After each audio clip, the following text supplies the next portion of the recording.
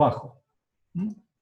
Por ejemplo, nuevamente, ya les voy a explicar, pero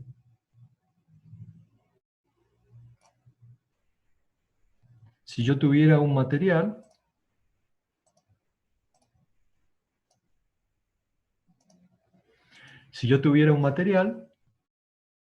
la línea roja, ubicada sobre el punto C. ¿Por qué sobre el punto C? Porque para los materiales lo más fácil de determinar es el punto de fluencia. Entonces, a partir de allí, vamos a aplicar un coeficiente de seguridad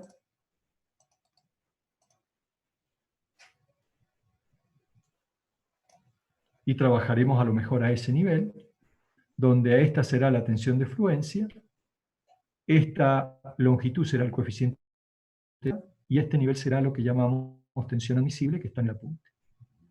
Entonces nosotros nos vamos a manejar acá para asegurar la condición de resistencia, de estabilidad de la pieza. Bueno, entonces aquí es donde definen este admisible, que es la tensión de fluencia, dividido S, que es un coeficiente de seguridad. Este coeficiente de seguridad depende de los tipos de material. Por ejemplo, en acero es entre 1,5 y 1,6, mampostería es alrededor de 5, en mampostería alrededor de 5, madera es alrededor de 3, bueno, depende de los tipos de materiales y eso está generalmente reglamentado por las normas. Los diagramas no siempre son así. Hay muchos diagramas que no tienen el límite de fluencia, eso está especificado en el apunte, ustedes pueden leerlo con mayor detenimiento. Bueno, la famosa ley de Hooke, ustedes la conocen también por resistencia de materiales. Entonces, E es la tensión dividido el área, ¿qué es lo que representa E? Representa la pendiente del tramo lineal de tensiones de formaciones. Es decir, si esto está por acá abajo, el módulo elástico es muy bajo, si esto es muy vertical, el módulo elástico es muy alto. Así que eso ustedes lo aprendieron también en física. Entonces allí tenemos esto y ahí puedo sacar una relación cómo calcular el delta L.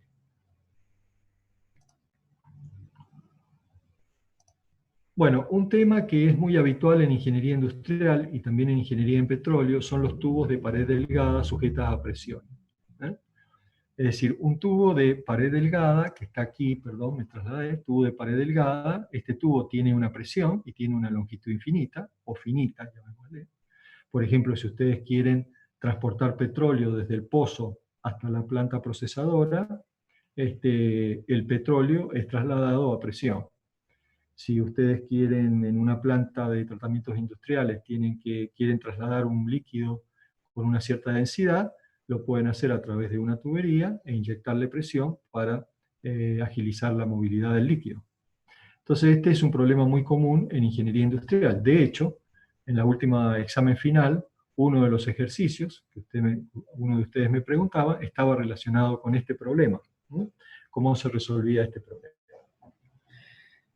Bueno, en definitiva acá se puede demostrar de que hay dos tipos de tensiones, una tensión en sentido circunferencial y una tensión en sentido longitudinal.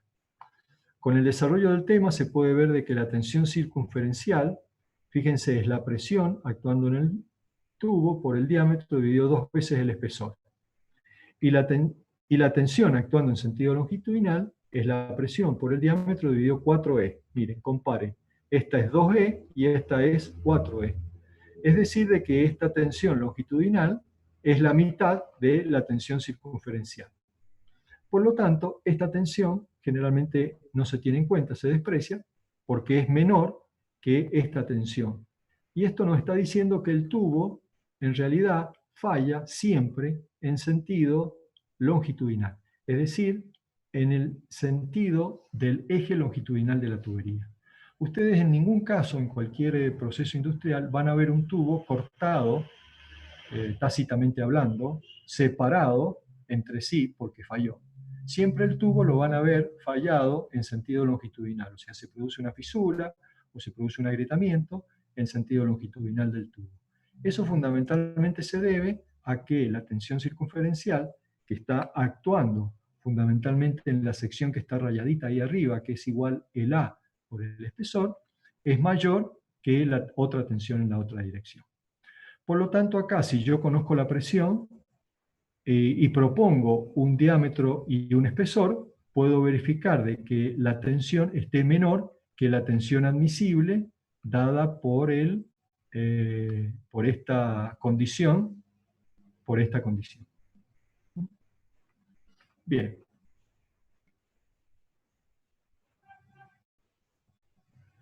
Ok, eso es entonces lo que le estábamos explicando en el apunte. La tensión circunferencial es mayor que la tensión longitudinal. Por lo tanto, cuando ustedes tengan que resolver un problema de este tipo, pueden descartar esta expresión, la pueden descartar, porque básicamente no les interesa, y quedarse solamente con esta. Y ustedes podrán entonces explicarle a sus, eh, a sus jefes o a la gente que lo contrate el día de mañana, de que la falla, por qué se produce en esa dirección y no se produce en la otra. Es decir, en esta dirección es la falla del tubo. Bueno, esto es respecto al primer tema.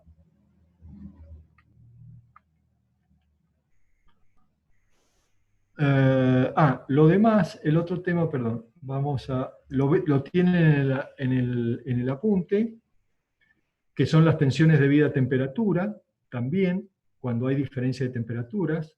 Ustedes fíjense que, por ejemplo, una cubierta de chapa, cuando hay una diferencia entre el interior y el exterior, la chapa se deforma, produce ruido. Bueno, precisamente se debe a que la diferencia de temperatura también produce un estado tensional. Eso también después véanlo en el apunte. Entonces, lo importante que han aprendido en esta clase es el concepto de tensiones. ¿Por qué esta última puesta a la diapositiva? Porque, bueno, nosotros en nuestra cátedra lo usamos de manera capcioso, este tema de que la tensión para un ingeniero no es lo mismo que para el común denominador de la gente. No estamos hablando de una tensión política, no estamos hablando de una tensión dada por un juego, no estamos hablando de una tensión dada por la electricidad, ni una tensión arterial. ¿De acuerdo?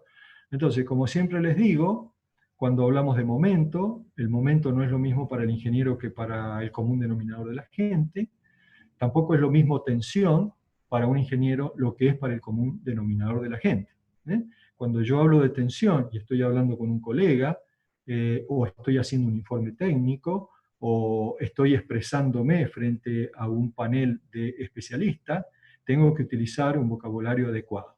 Y entonces, cuando hable de tensión, seguramente que esta persona me va a entender de qué es lo que estoy hablando. No estoy hablando ni de política, ni de juego, ni de electricidad, ni de problemas médicos. Bueno, con estos conceptos a nosotros nos permitiría ir a resolver la clase que viene algunos temas relacionados con esta problemática.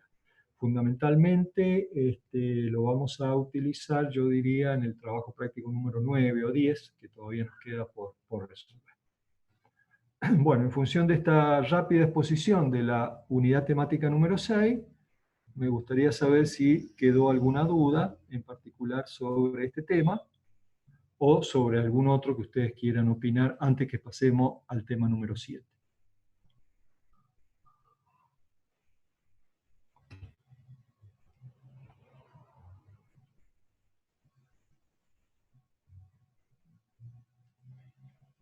Profe, ¿Sí? yo tengo una duda en cuanto al E de la expresión de las tensiones.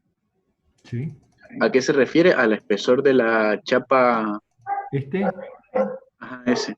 Del, ¿Este E? ese, Claro. ese, ajá. Este E, ahora hago este dibujito. E es el espesor del tubo. Ah, bien, listo, ¿Mm? listo entonces. Ujú. Este, Sería como el área donde descansa el esfuerzo de la N, del normal. Exactamente. Perfecto, Ahora listo. les voy a mostrar, porque ya lo vamos a empezar a utilizar de la clase que viene.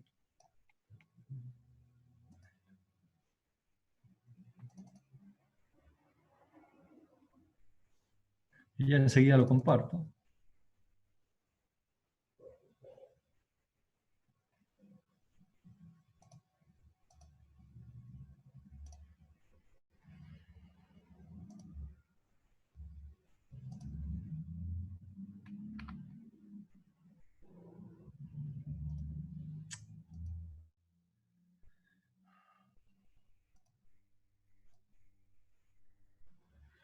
Bueno, quería compartir esta porque me interesaría que la semana que viene lo tengan a mano.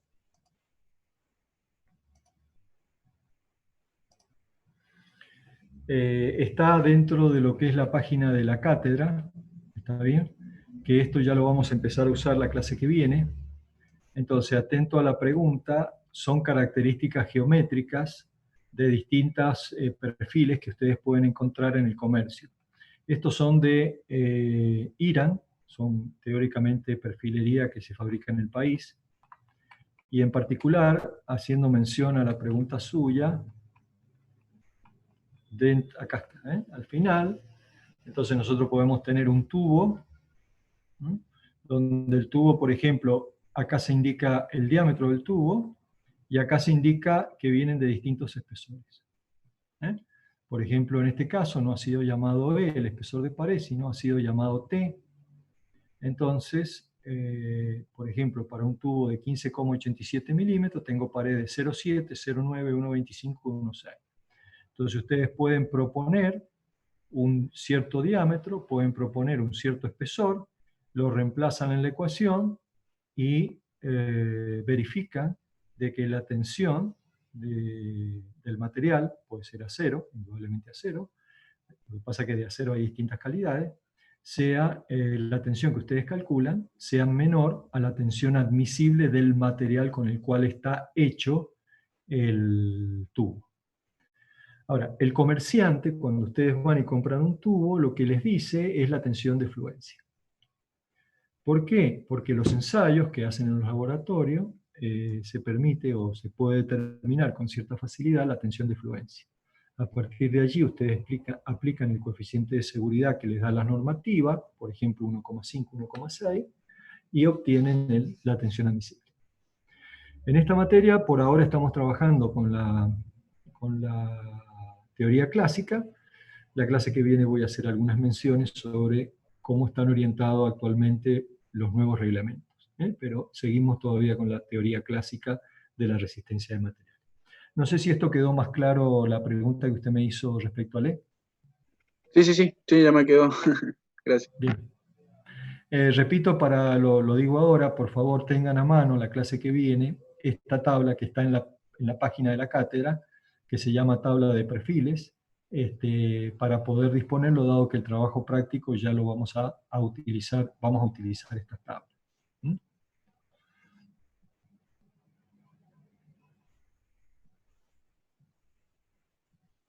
Bien. ¿No hay otra pregunta? Parto con el otro tema.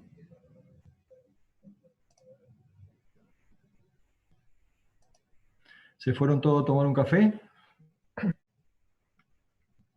¿O están ahí?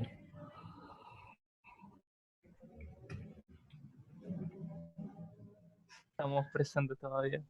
Hola, profe. Bueno, sí, gracias Sí. Álvaro. Uno se siente acompañado por ahí cuando le... Sí, dígame. Yo tenía una pregunta en la diapositiva de tensiones del otro PDF. Sí, no hay problema. La vemos. No se compra. No sé si puede poner la diapositiva, era las 7 por ahí. Sí, ahora lo pueden.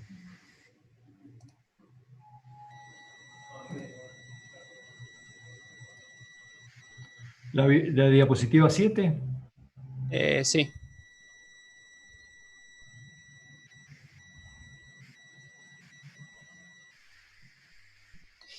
La última frase que dice que el vector suma de momentos evidentemente será igual a 0. Esa no me queda claro por qué. Al final. Sí.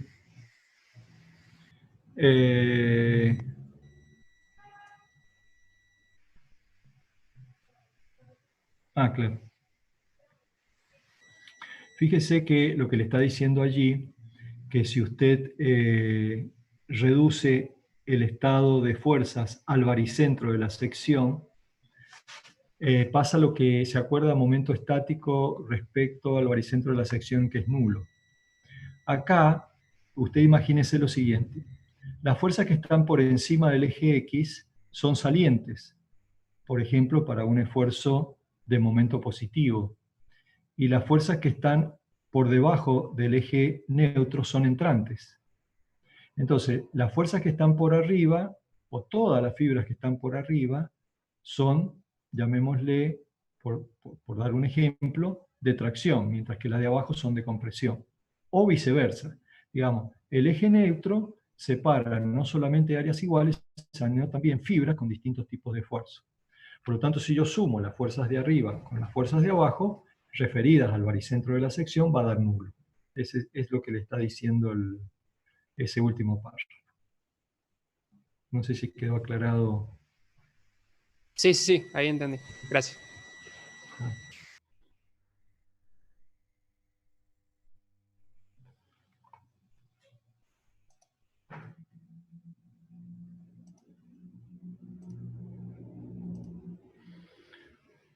Bueno, este tema es un poquito más tedioso en cuanto a ecuaciones, pero de nuevo vamos a ir exclusivamente a prestarle atención a lo que son las tensiones.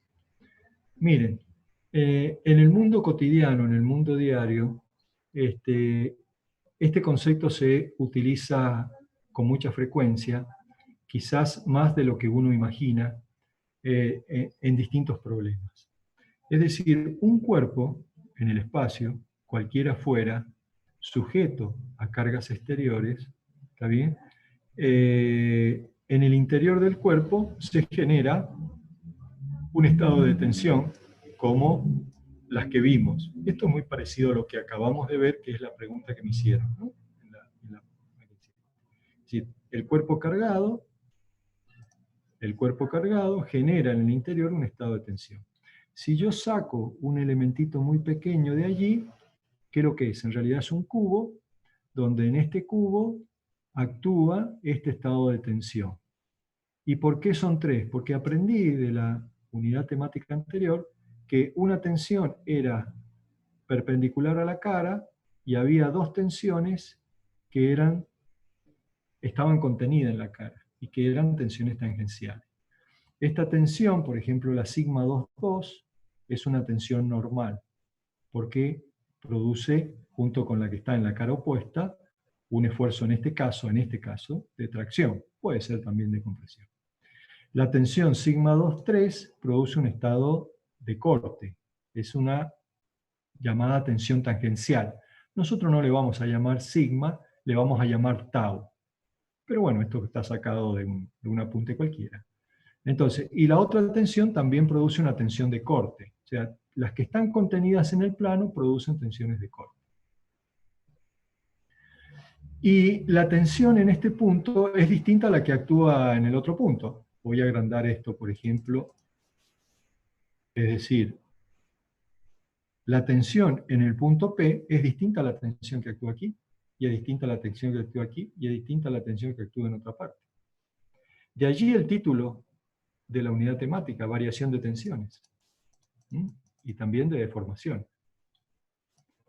Esto habitualmente cuando ustedes utilizan esta variación de tensiones se ve en distintos problemas. Por ejemplo, en un cuerpo, cualquiera sea, ¿no es cierto?, que está sujeto a un estado de carga, hoy existen software o programas que me permite ver el estado de tensión, ¿no es cierto?, por colores, por ejemplo, cuando este cuerpo, o este cuerpo, el de abajo, está sujeto a un estado de tensión.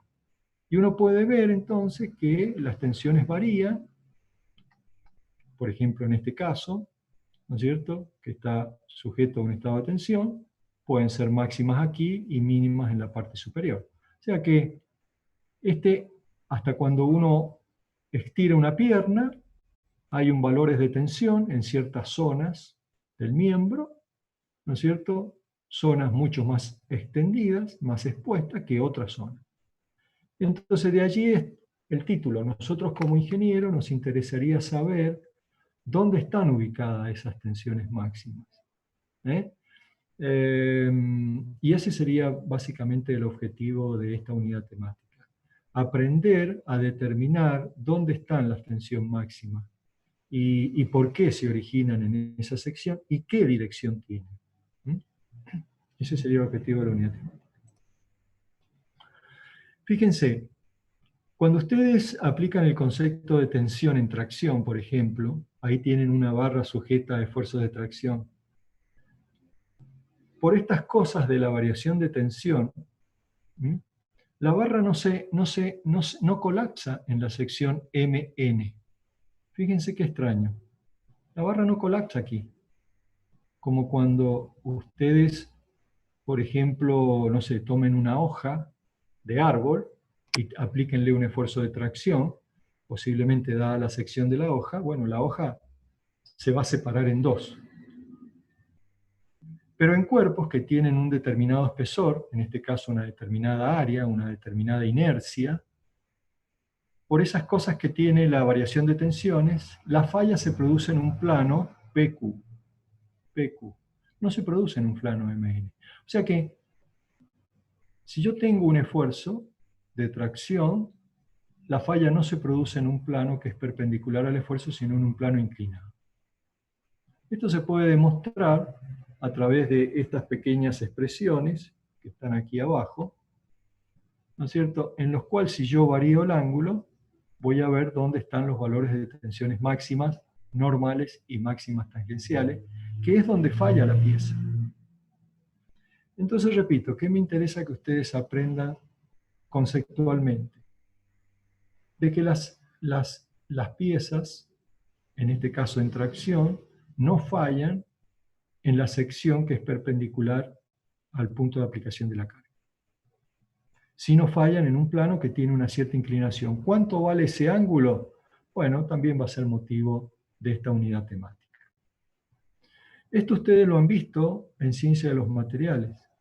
Fíjense, cuando ustedes tienen un esfuerzo, una barra sujeta a tracción y a compresión, fíjense cuál es la superficie de falla. Nunca es vertical, nunca es plana. Fíjense que es inclinada. Acá voy a...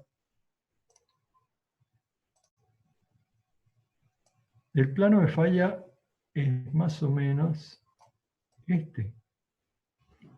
Ahí está.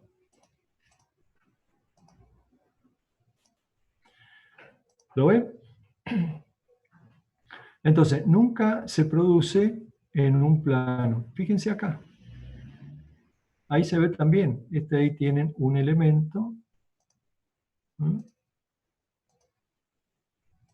Ahí el plano de falla es ese. Si me están siguiendo.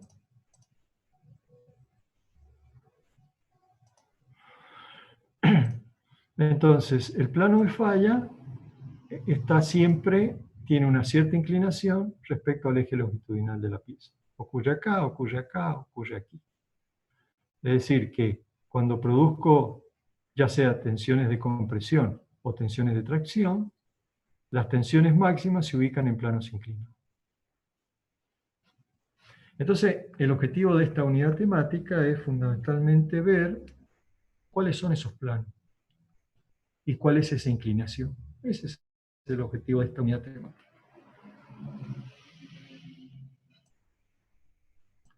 Entonces, volviendo a este concepto, volvemos a repetir lo mismo que vimos en la unidad temática número anterior.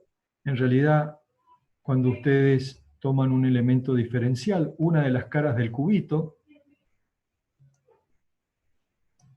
no sé, puede ser esta de arriba, ¿de acuerdo? Estas de arriba tienen un estado, un vector ρ, que está en el espacio, la cual tiene básicamente tres componentes.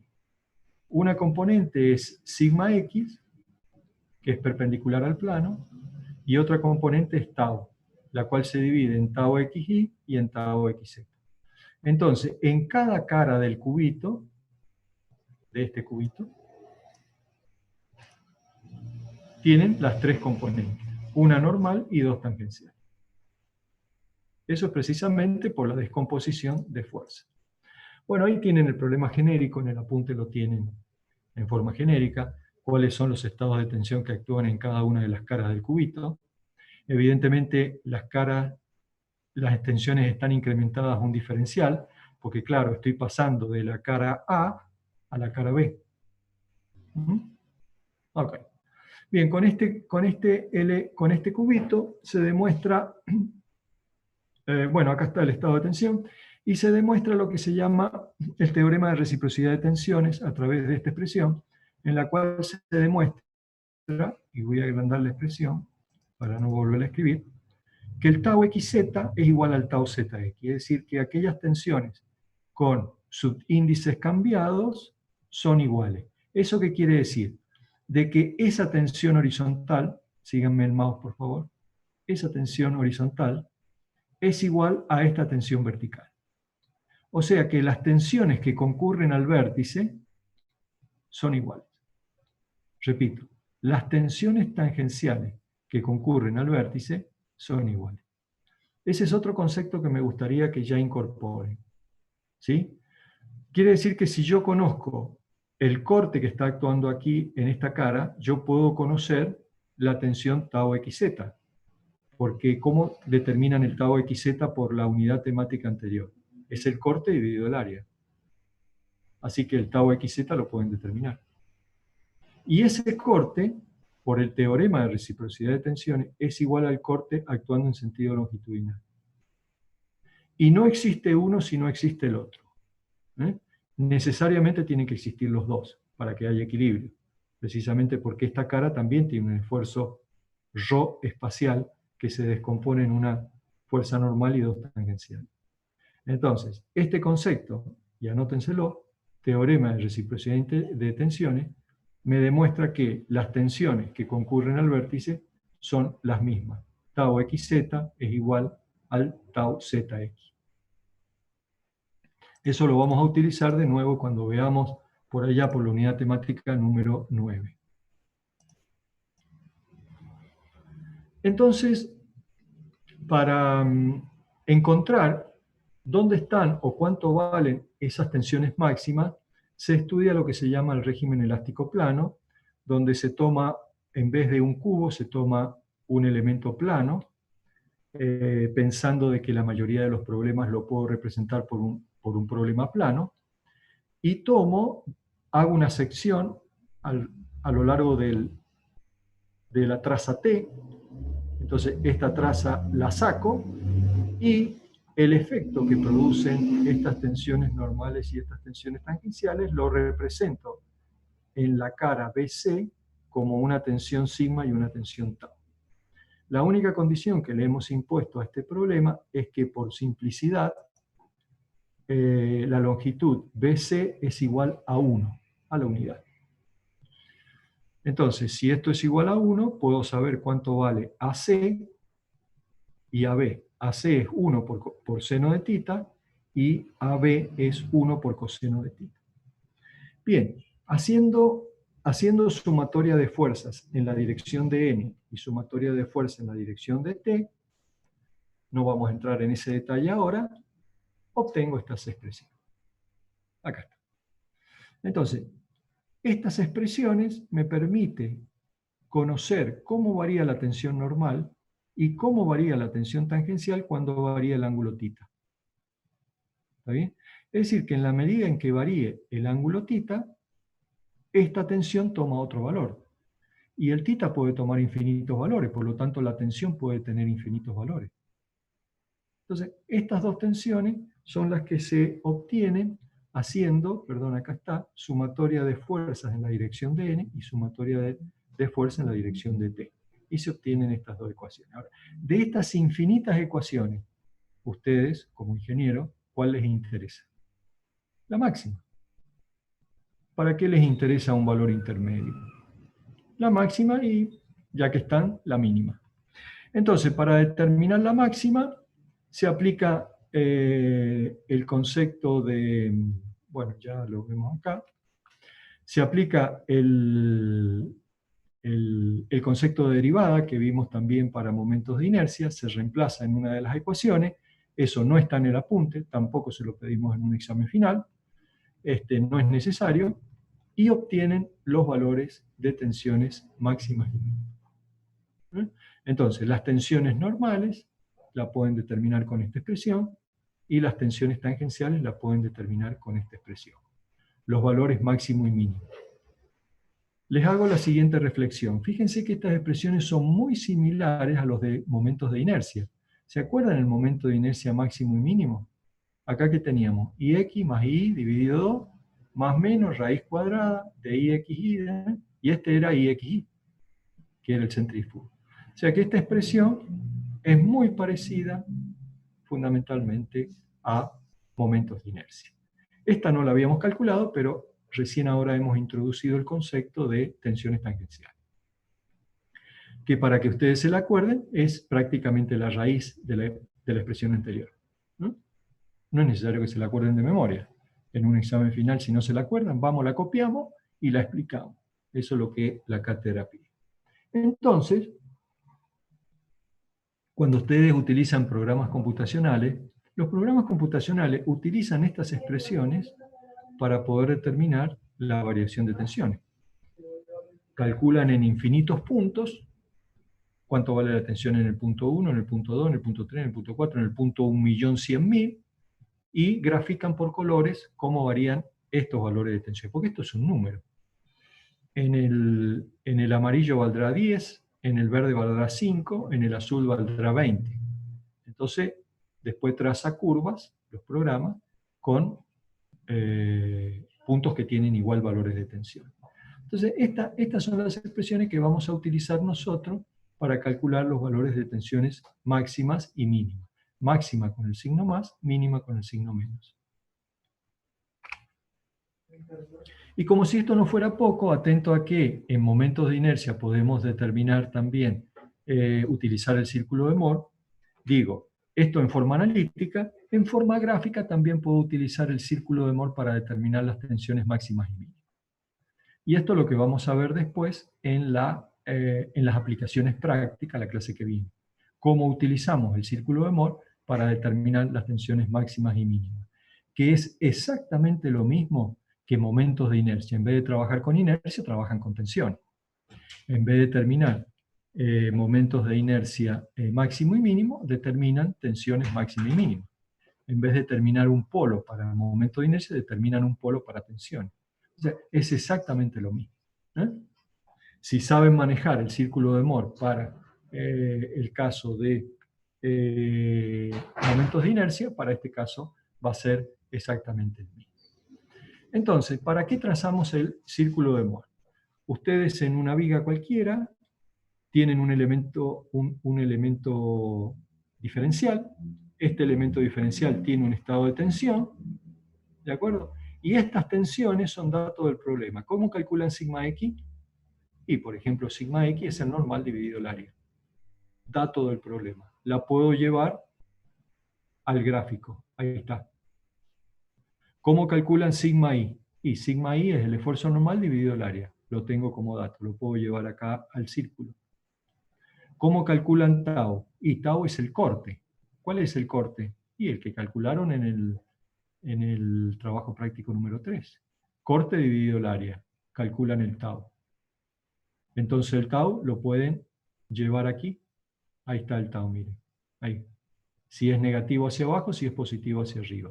O sea que pueden trazar el círculo de Moore y determinar o representar gráficamente lo que determinan acá analíticamente. Es una representación gráfica. ¿Que la vayan a usar en un futuro? No sé, pero es una representación gráfica. O sea, sobre esto vamos a trabajar entonces también la clase que viene. No solamente vamos a calcular las tensiones máxima y mínima, sino también vamos a determinar los círculos de Moore para esas tensiones. El apunte finalmente determina en definir el coeficiente de Poisson, que el coeficiente de Poisson se define como la relación entre la deformación longitudinal dividido la deformación transversal, perdón, al revés, la transversal dividido la longitudinal, y ese coeficiente de Poisson varía en función del tipo de material. Si ustedes, acuérdense, tienen un esfuerzo de tracción, ya lo habíamos visto, hay una variación de la sección, o sea, la sección se estrecha. Si hay un esfuerzo de compresión, la sección se aumenta. Entonces ahí está el coeficiente de Poisson, sigma t dividido epsilon t dividido epsilon L, deformación específica transversal dividido deformación específica longitudinal. Entonces el coeficiente de Poisson también es un parámetro, como lo es el módulo elástico de los materiales. Por ejemplo, el coeficiente de Poisson para acero oscila alrededor de 0,3, para hormigón alrededor de 0,2, etc. Hay distintos valores de acuerdo, o sea, es un parámetro característica de los materiales. Bueno, después hay un caso particular, que es el caso de tensión cortante pura, que también después ustedes lo pueden ver con mayor detenimiento, y en función de cómo determinar el módulo de corte, cuando ustedes tienen corte solamente, ya no utilizan E, utilizan G. Y hay una relación entre el módulo de corte y el módulo longitudinal. La relación este E se usa para cuando tienen esfuerzos normales, y este G se utiliza para cuando tienen esfuerzos tangenciales.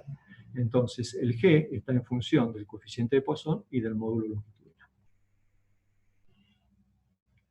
Estas tensión cortantes puras se presentan en distintos casos. Por ejemplo, cuando ustedes quieren unir chapas, por ejemplo, este tornillo, para unir la chapa A y la chapa B, sujeta a un esfuerzo de tracción, está sujeta a un esfuerzo de corte puro.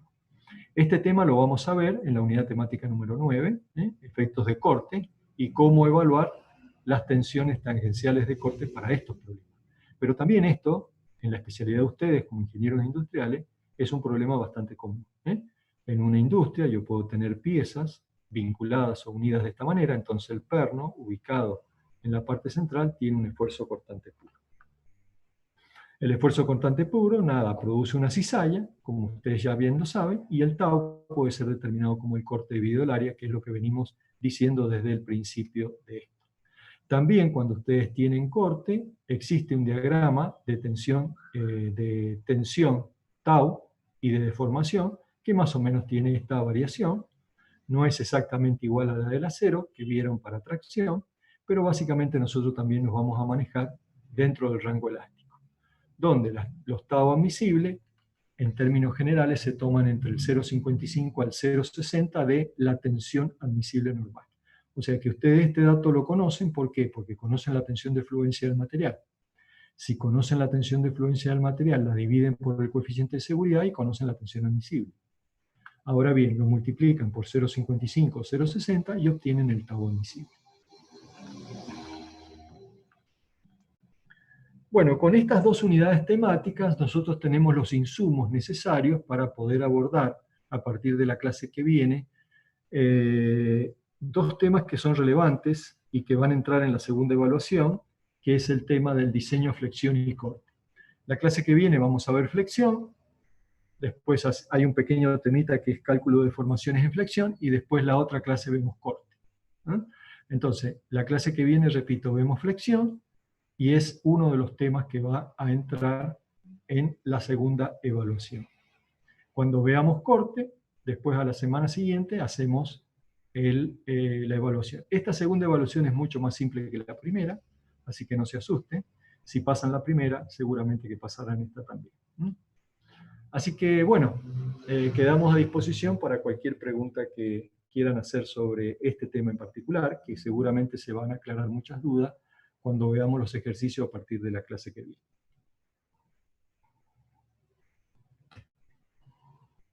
Yo tengo una pregunta, no específicamente de este tema. Bueno. Bueno, la voy a preguntar. No hay problema, pregúntela. Y nos dijeron que la viga no se puede agujerear porque pierde fuerza. ¿Eso es real? Bueno, vamos a empezar me parece correcta la pregunta. De todas maneras, como sugerencia, entiendo que estamos en los primeros pasos. Vamos a empezar a utilizar el lenguaje ingenierista. La pregunta sería, si yo agujereo, en este caso, si yo debilito a una viga, perdería resistencia. Esa sería la pregunta. Bueno, Desde el punto de vista real, a ver, yo puedo decir, si la tensión es igual al normal dividido el área, y yo el área la estoy reduciendo, estoy aumentando la tensión. Sí. ¿Me sigue con el razonamiento? Sí. Porque el área está dividiendo. Ujú. Bien, pero sígame en este razonamiento. Imagínense, sigma, que es la tensión, es igual al normal dividido el área. Si yo el área le hago un agujerito, ahora tengo menos área. Por lo tanto, la tensión aumenta. ¿Sí? Si esa tensión supera la tensión admisible del material, estamos complicados. Si esa tensión todavía está por debajo de la tensión admisible del material, puedo hacerle un agujerito o más agujeritos. Bien. No sé si me entiende el concepto. O sea que en una casa, en la construcción de una casa, un agujerito para pasar un cable no sería algo que debilitaría lo suficiente la columna como para que produzca algo, o estoy mal en lo que estoy diciendo. Bueno, yo no quiero generalizar un problema, eso es una práctica habitual que generalmente el ingeniero viene, hace su cálculo, pone las armaduras, estamos hablando de hormigón armado posiblemente. Viene, pone sus armaduras, y después de atrás viene el electricista, viene el plomero, hace agujero, pasa caño, ¿no? Eso es muy común. No quiero generalizar los problemas, pero no todas las veces es lo mismo. A ver, digo, si yo tengo un elemento de hormigón armado y yo hago un agujero en la zona del hormigón donde está traccionado, no pasa nada, porque la tracción la toma el acero. Ahora, si usted hace el agujero en la zona donde está comprimido, ahí el esfuerzo, y le voy a mostrar el esfuerzo lo está tomando el hormigón. Y en ese caso, sí estamos complicados. Vamos a ir acá para aclarar su duda.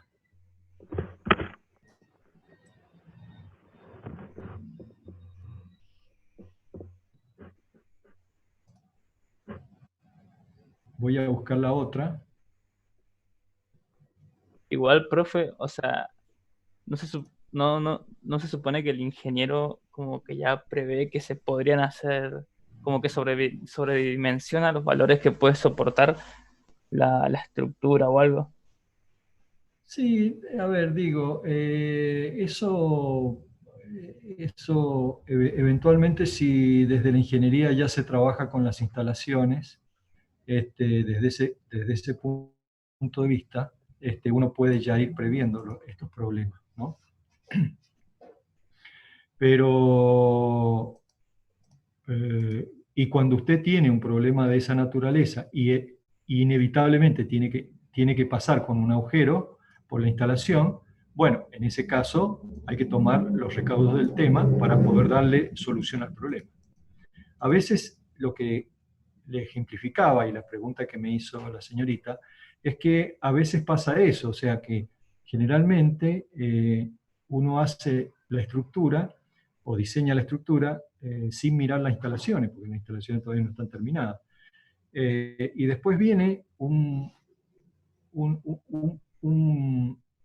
obrero especializado, ni siquiera el proyectista que hizo las instalaciones, y con una maquinita que hace agujero por todos lados y nos deja la estructura como un queso gruyere.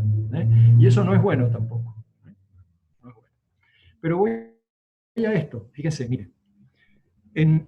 Atendiendo a la pregunta que me hizo la señorita, en un esfuerzo, si yo tengo acá un esfuerzo de tracción en la parte inferior, este material, ¿no es cierto? Si es un material frágil, yo acá coloco, en el caso de hormigón armado, coloco armadura. La armadura me está tomando el esfuerzo de tracción. Entonces, si el agujero lo hago por sobre la armadura, no pasa nada. Ahora, si el agujero lo hago arriba, acá arriba tengo un esfuerzo de compresión. Si acá yo hago un agujerito, como el que dijo la señorita, un agujerito, un agujerote, generalmente en la obra son agujerotes, para pasar instalaciones, ahí está, hago un agujero ahí. Ustedes fíjense el esfuerzo de compresión, cuando llega ahí hay un agujero. Entonces no hay manera de transferir el esfuerzo. No digo que no se puede hacer, ¿sí? Hay que hacerlo en el lugar que corresponda, donde corresponda, y tiene que estudiarse precisamente. Pero sí es cierto de que cuando hago o debilito la sección, se produce un aumento de tensión que puede, si esa tensión es muy alta y hay una concentración de tensiones, de hecho, si usted en algún caso se puede presentar de que alrededor de un agujero hay una variación de una concentración de tensiones que aumenta notablemente, si esa variación de tensión es muy alta y son mayores que las admisibles, puede producir el colapso parcial de la estructura, un colapso localizado. No sé si eso responde en algo a la pregunta. Sí, entendí. Muchas gracias. De nada.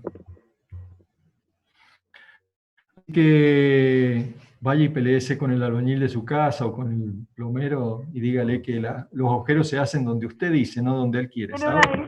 Eso es importante. una discusión entre No, es el que, electricista y el albañil. claro, bueno, es tal cual, sí, no, pero es tal cual, sí. Es que viene el albañil y construye, viene el electricista y destruye, o el plomero, sí, es tal cual. Miren, yo he visto casos en los cuales estaba la columna hecha y viene el electricista y para bajar una caja de electricidad pone el caño, pone la caja de electricidad y deja las armaduras a la vista. Entonces la columna de hormigón falla. Entonces sí, es verdad, sí, esto es muy común y generalmente el ingeniero estructuralista trata de evitar de que le piquen las estructuras de hormigón, salvo casos muy excepcionales. En esos casos lo que se podría hacer es haber dejado puesta el caño sin necesidad de picar las columnas, ¿no? Previamente. Bien. Bueno, gracias. No, de nada. Bueno, esto se nos va a aclarar bastante cuando hagamos los trabajos prácticos para la semana que viene. Exacto, ahí le están contestando. Ya la semana que viene es la semana 8. Tienen que leer, estoy leyendo un poco el chat, tienen que leer la unidad temática número 8, que se llama flexión simple, recta y oblicua. Y de esa vamos a hacer el trabajo práctico, que de eso hay algunos ejercicios ya resueltos y un ejercicio completito lo vamos a resolver aquí en clase, de tal manera que tengan un ejemplo de cómo puede ser la evaluación, la segunda evaluación de esta materia. Profe, ¿Sí? le hago una pregunta. ¿Los finales se van a tomar virtualmente en junio y en julio o directamente vamos a esperar a agosto y septiembre para poder rendir escritos presencial? Bueno, de seguir virtual o de seguir a distancia depende de las medidas que se tomen a nivel nacional y a nivel institucional. Supongamos que esto se extiende, ¿sí? Supongamos que esto se extiende, nosotros a partir de las mesas de mayo estamos ya vamos a implementar la primera evaluación para industrial. En las mesas de mayo ya en abril lo hicimos para estabilidad, que los contenidos son parecidos, que es ingeniería en petróleo, de tal manera de calibrar el procedimiento para tenerlo más aceitado para aplicarlo en industrial y en mecatrónica. Por lo tanto, la pregunta suya es, si seguimos en virtualidad, la mesa se va a tomar a distancia. Ok, muchas gracias.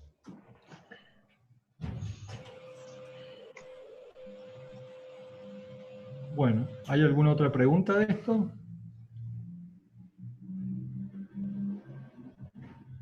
Hola, ¿Podemos profe. tener la regularidad? A ver, vamos al tema regularidad. Espera. Sí, ya le contesto. Por ahí leo el chat, perdón. Profe, ¿se sabe qué va a pasar con los condicionales? Que alguien le explique a Fornasari qué vamos a hacer con los condicionales. Bueno, miren,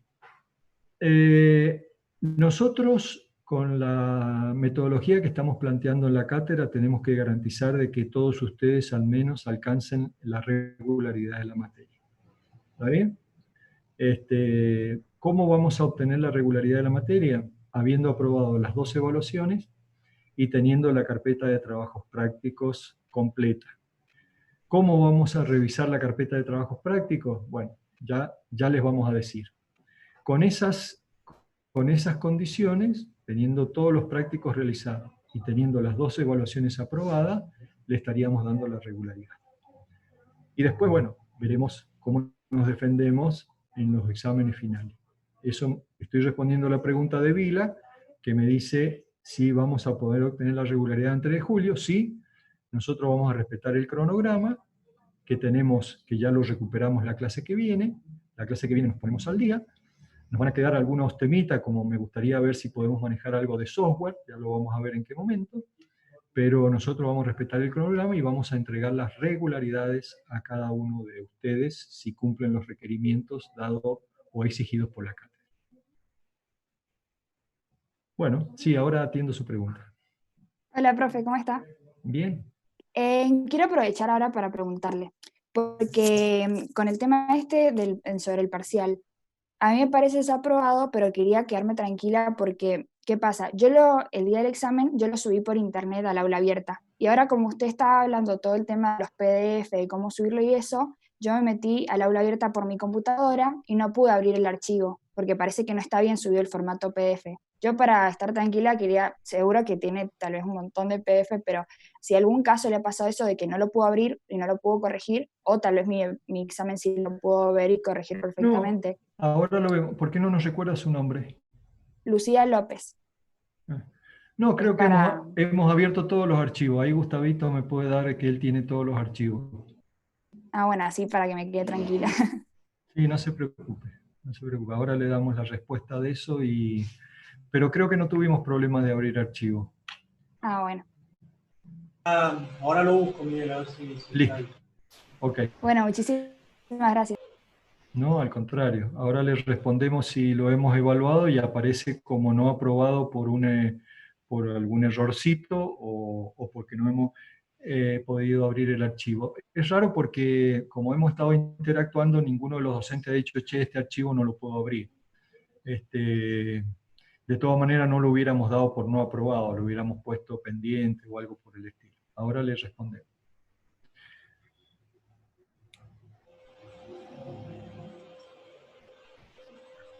Profe, una pregunta. ¿Me escucha?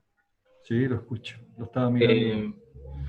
Más que nada era por el tema que usted dijo de la carpeta. ¿Sería una carpeta por grupo? Como siempre, vamos a mantener eso. Lo que estamos pensando es cómo lo vamos a hacer, porque la verdad que a lo mejor en ese momento algo de presencialidad podríamos tener y juntarnos en algún lugar y que me den la carpeta, no sé, digo, porque si no es un lío. ¿Qué van a tener que hacer? Escanear toda la carpeta es totalmente un despropósito. ¿Qué quiero decir con esto? No se dejen estar en la carpeta, por favor, vayan haciendo la carpeta. Por más de que nosotros los prácticos no lo hemos mirado, pero después los miraremos, y si están bien lo pisamos, y si están mal le pondremos, mire, tenga cuidado acá, hay un error, listo, lo observamos y siga para adelante.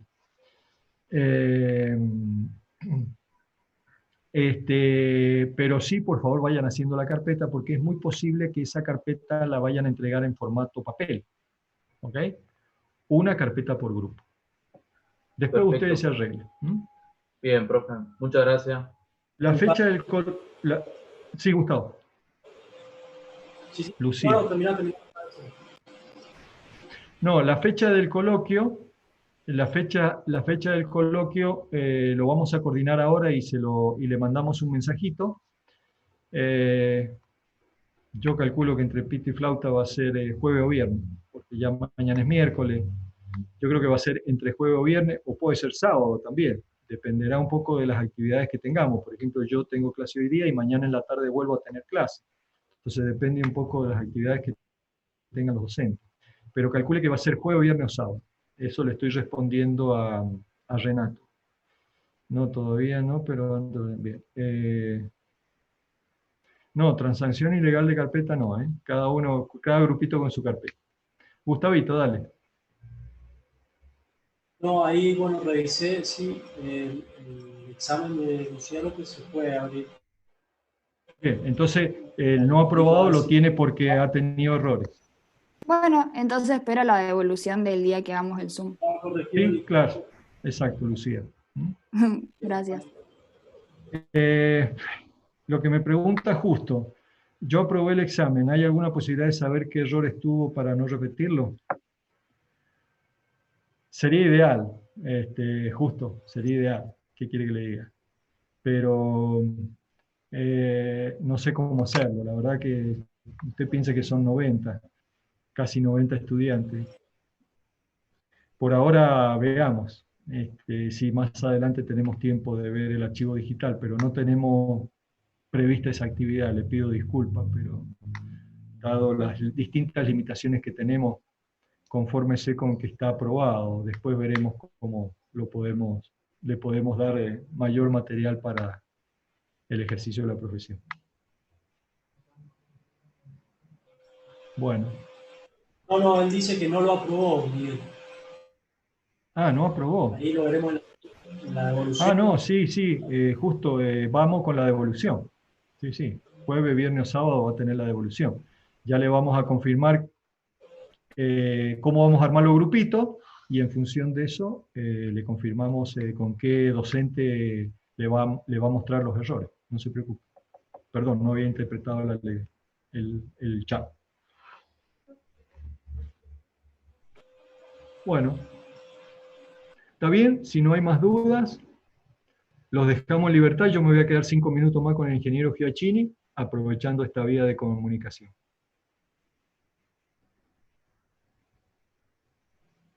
Profe. ¿Están bien? Sí. Hola, buenas tardes. Lo escucho, Gabriel. Yo le quería preguntar, en primer lugar, ¿cuál era el criterio de aprobado y desaprobado de los exámenes? Y si existía alguna posibilidad de que haya habido algún error subiendo la nota o corrección, en el sentido de que, digamos, como ustedes no nos pueden dar la devolución, no nos pueden decir el error, tal vez yo no he encontrado mi error, lo corregí varias veces, lo miré varias veces y no encontraba el error, todo estoy desaprobado. Por eso le preguntaba. Vamos a responder la pregunta. ¿Puede que haya un error nuestro? Sí, claro que puede que haya. Somos humanos. Ustedes imagínense que hemos manejado muchísima información en poco tiempo.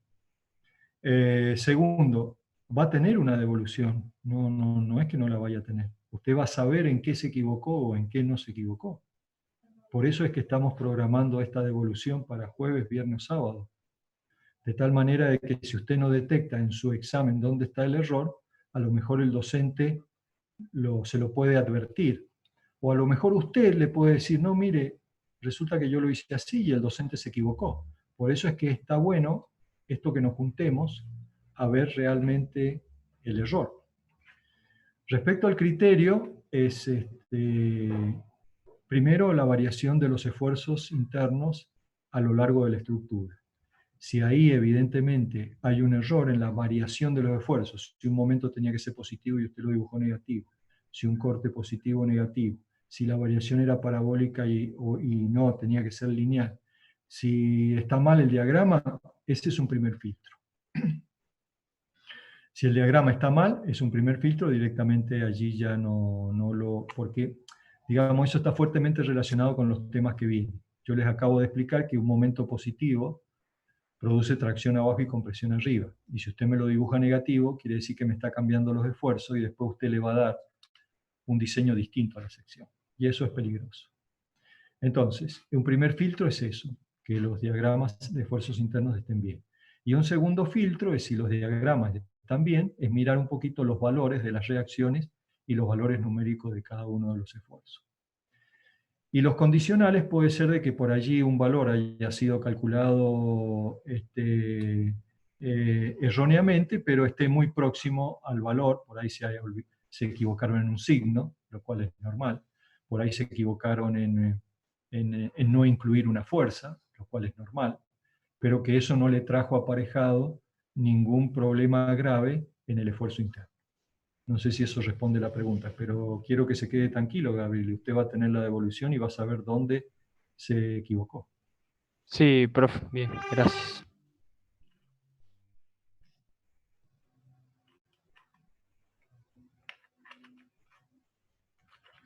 Sí, yo vi la... a ver,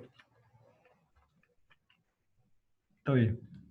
Yo respondí una pregunta de esto que ustedes compararon resultados y eso en realidad, en el momento en el cual nos encontramos, ustedes pueden comparar resultados después del examen, todo lo que ustedes quieran. Pero nosotros creemos en la buena fe de ustedes que el resultado de la evaluación ha sido el producto del trabajo de ustedes. Y no que ha habido una interacción entre ustedes, cosas que han tenido tiempo, 3 horas y chirola, 3 horas y media, porque yo después di por cerrado a las 6:30 de la tarde la página. En realidad han tenido 3 horas y media. Ha habido buena fe por parte de ustedes. Entonces esto cuando ustedes me mandan a decir, miren, yo tengo los resultados igual que mi compañero y resulta que a él lo aprobaron y a mí no me aprobaron, eso no suena bien. ¿Ah? Así que yo diría, esperemos un poquito, que ustedes tengan la devolución y veamos si realmente hay un error por parte nuestra o efectivamente el error está en el examen mal evaluado o en el examen mal corregido.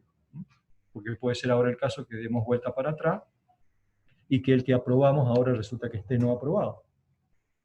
Porque a lo mejor en esta comparación que ustedes han hecho entre ustedes, resulta que están o mal los dos o bien los dos.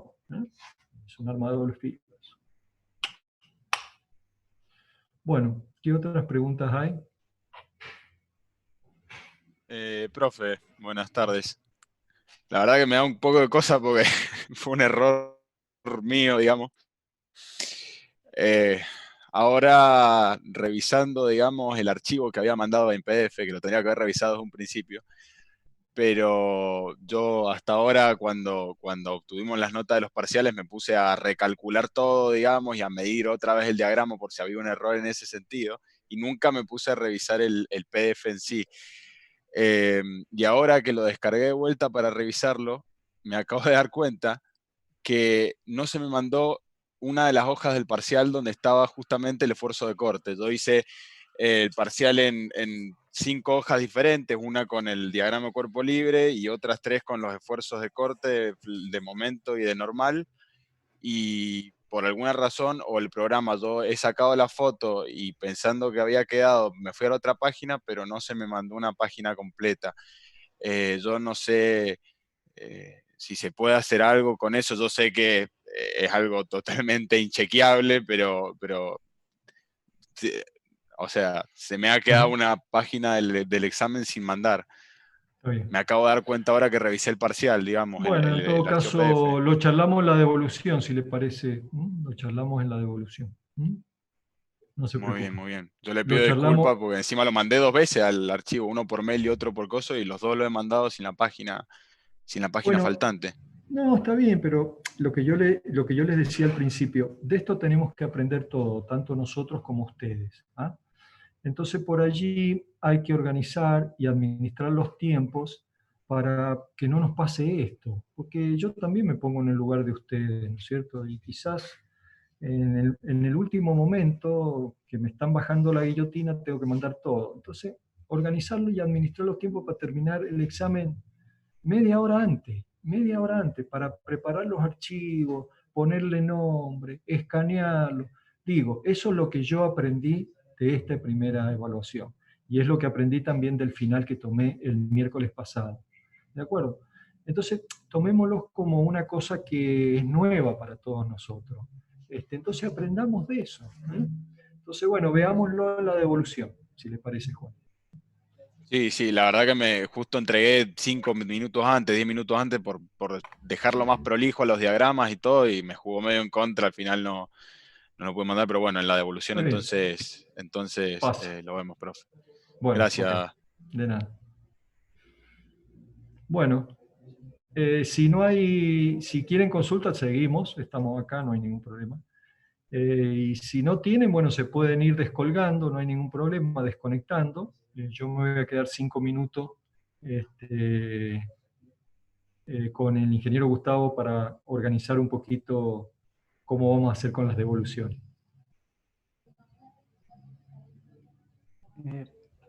Hola, profe, Sí. de vuelta. María nos pide de que subamos la resolución del ejercicio antes de la devolución. Lo que pasa es que María Clemen nos quiere hacer trabajar a nosotros. No lo tenemos resuelto, no sé. Bueno, no sé, Gustavo, vos después me dirás, pero nos hace trabajar como locos, ¿no? Bueno, sí, Tomás, lo escucho. Espero que ahora no se corte. Bueno, ahí le envié a Gustavo de vuelta el archivo y Bueno. le expliqué bien. Yo se lo voy a enviar a usted, pero quería aprovechar por acá. Yo lo envié en la página donde usted hizo la entrega del parcial, en el aula abierta. Ah, ajá. Ahí hay una opción que dice comentarios para la entrega. Sí. Yo querría, o sea, necesitaría saber si usted puede entrar ahí y ver si está mi comentario. Porque, o sea, yo supongo que sí le llega a usted. Sí, Y claro. igual todo. estuve mal porque lo envié muy cerca de la hora, porque me demoré mucho pasándolo y por eso Bueno, quedó... pero no se preocupe. ¿Sabe qué pasa? Que esto, como yo le decía más temprano, vamos a aprender todo de esta instancia. Tenemos que terminar antes la evaluación. La verdad que Sí. hay que decir, bueno, yo voy a organizar mi tiempo. ¿Cuánto tengo? 2 horas para resolver un ejercicio. Bueno, en 1 hora y media lo tengo que tener cocinado. No sé si me entiende, porque de lo contrario, Sí, vio, y guardarme media horita fundamentalmente para para administrar el archivo de enviar. Pero bueno, nada, como yo le decía recién a un compañero suyo, Mercado, todos estamos aprendiendo de esta nueva herramienta, así que bueno, ya algún día.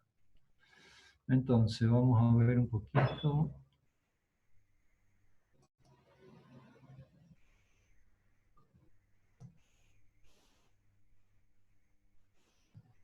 Ahí estoy entrando, Ahí, yo lo abrí, acabo de abrir el archivo de Tomás, lo había mandado ahí al correo. Gracias.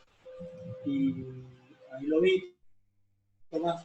De todas maneras, vi que no está completo, me falta el diagrama de momento.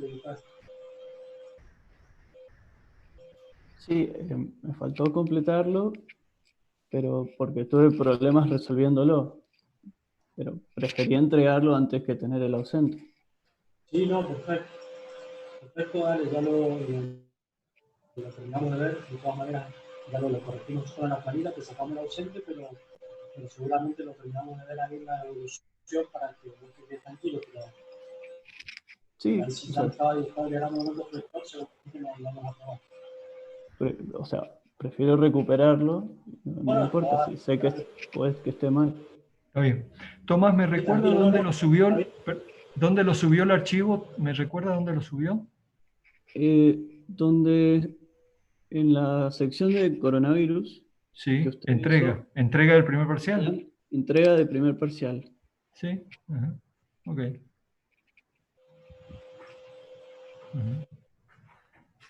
Pero lo subió en un comentario y ahí puso el enlace del archivo. Está bien, sí. Sí, acá lo veo, sí. Sí, claro, ustedes imagínense que ese día en el parcial participaron 111 estudiantes, de los cuales nos enviaron, de esos 111 estudiantes que participaron de la evaluación, hay muchos que no lo presentaron, nos enviaron 84, ¿no? 84. Así que, bueno, sí, lo estoy viendo acá, no hay problema. Vamos a tratar de mejorarlo ya con el recuperatorio, no se preocupe, vamos a ver si... Bueno, buenísimo. Me quedo tranquilo de que se envió porque tenía miedo de que no estuviera. Yo pensé que iba a ser más fácil por ahí que por mail, para que no se les haga lío, pero... Sí, de todas maneras nosotros preferimos que lo envíen a la página. Ahí donde dice entrega del trabajo práctico. Ahí donde nosotros preferimos que sea, porque así si tenemos todos los archivos, porque ahí hay una opción que a usted le permite decir bajar todos los archivos, y no bajo archivo por archivo, ¿me interpreta? Entonces bajo todos los archivos y después los tuvimos que clasificar, porque, repito, venían sin nombre.